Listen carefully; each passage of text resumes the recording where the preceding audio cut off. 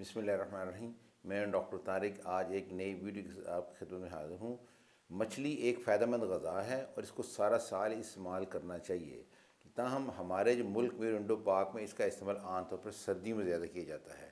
اس کے فائدے تو آپ سنتے ہی رہتے ہیں اور مختصر یہ بتاؤں گا کہ اعلیٰ کوالٹی کی اس کے اندر پروٹین ہوتی ہے اور اومیگا 3 فیٹی ایسڈ ہوتے ہیں، وٹامن ڈی ہوتا ہے اور بہت فائدہ مند نیوٹرینٹس ہوتے ہیں.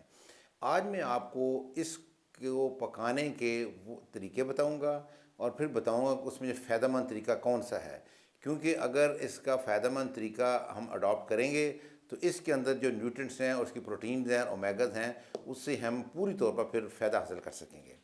اب وہ پہلے میں آپ کو صرف ان نام بتاتا ہوں اس کے پکانے کے جو طریقے ہیں اور پھر مختصر حرکت کی تفصیل میں بتاؤں گا آپ کو.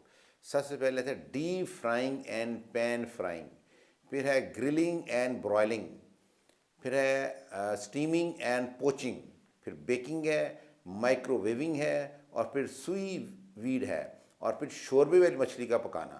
اب میں سب سے پہلے آپ کو لیتا ہوں کہ ڈیپ فرائنگ اور پین فرائنگ یہ کیا ہے. جو ڈیپ فرائنگ کی جاتی ہے اس کے نقصانات اس میں یہ ہیں کہ فش کے اندر جو فیٹ کی مقدار بھی زیادہ ہو جاتی ہے اور اس کی کیلوریک ویلیو بھی بڑھ جاتی ہے اور اس کے اندر جو فش کی ٹائپ ہے وہ بھی بدل جاتی ہے. جب ہم فش کو فرائی کرتے ہیں تو اس کے اندر ڈی ایچ اے اور ای پی اے جو ہے وہ بھی کم ہو جاتا ہے، وہ ضائع ہو جاتا ہے.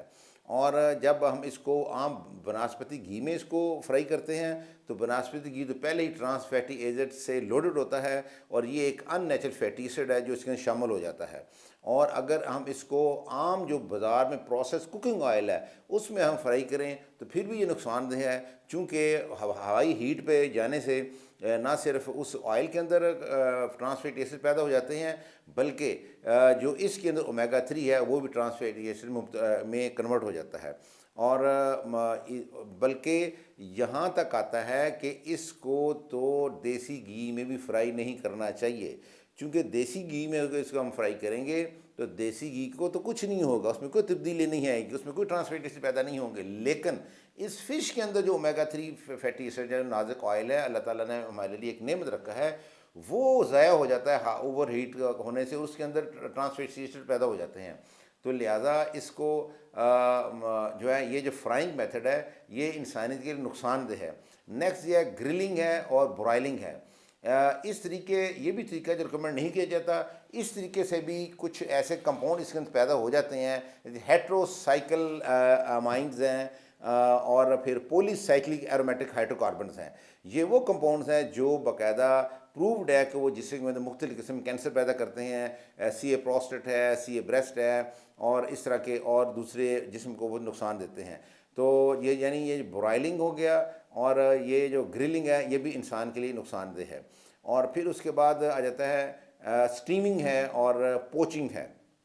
اسٹیمنگ اور پوچنگ کے اندر ٹمپریچر اتنا ہائی نہیں ہوتا، بڑا سلو اس کے اندر کوکنگ ہوتی ہے اور یہ ان دونوں کی نسبت جو ہے یہ کچھ بہتر ہوتا ہے. اور ان کے اندر اگر پرولونگ اسٹیمنگ کی جائے پھر ہی ہے وہ جو نقصان دہ کیمیکل کمپاؤنڈز ہیں جو کینسر پروڈیوسنگ وہ پیدا ہو سکتے ہیں، ورنہ یہ نسبتاً پچھلے دونوں سے جو میں نے بتایا اس سے بہتر ہے. اب ہے جو بیکنگ ہے. بیکنگ کے دوران بھی جو اومیگا 3 فیٹی ایسڈ ہے وہ کافی حد تک جو وہ ضائع ہو جاتے ہیں اور بے شک یہ مائکرو ویونگ سے تھوڑے کم ضائع ہوتے ہیں. لیکن اگلا جو میتھڈ ہے وہ مائکرو ویونگ ہے. مائکرو ویونگ کے دوران میں کچھ نیوٹرینٹس ضائع ہو جاتے ہیں اور اومیگا 3 میں بھی اس کے اندر جو کمی آ جاتی ہے.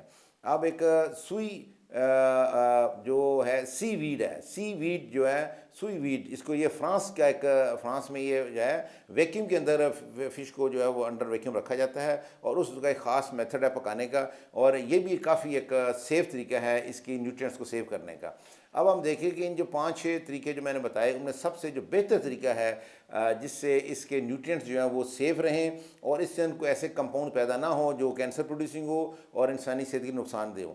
سب سے جو بہتر طریقہ اس کا ہے وہ اسٹیمنگ ہے، اسٹیم کے ساتھ اس کو پکانا. اور دوسرا ہے جو ہمارے انڈو پاک میں وہ شوربے والی مچھلی ہے، کری کے ساتھ شوربے والی مچھلی یعنی پانی میں کوک کرنا. اور اگر ہم ان 2 طریقوں کا استعمال کریں تو اس کے جتنے اس کے اندر نیوٹرینٹس ہیں، اس کے اندر اومیگا 3 ہے اور دوسرے وٹامنز ہیں، منرلز ہیں، ان سے پورا ہم فائدہ اٹھا سکتے ہیں.